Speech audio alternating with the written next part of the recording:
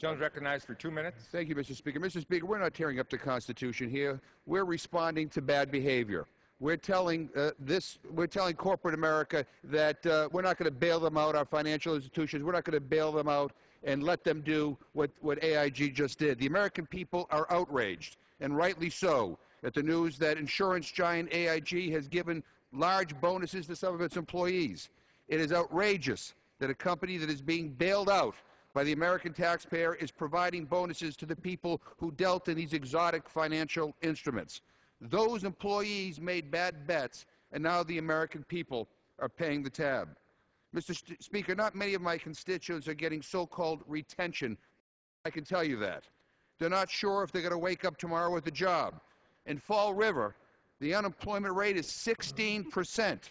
The city is being forced to lay off police officers and firefighters. Food banks are at their capacities, and they are being asked to pony up so-called retention bonuses for the people who got us into this mess. It is absolutely nuts.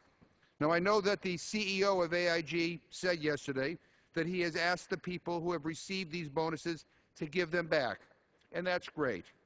But I'm afraid we can't simply rely on their good-hearted generosity. I understand and I support the need to ensure the stability of the American banking system. We need to get credit flowing again. We need to make sure that people have access to mortgages and car loans and student loans. We need to make sure that small businesses have access to credit. But we also need to make sure that bad behavior isn't rewarded with taxpayer money. And that's what this bill is all about. And as President Obama has rightly said, we must also put in place the appropriate rules and regulations going forward so that this kind of financial collapse never happens again.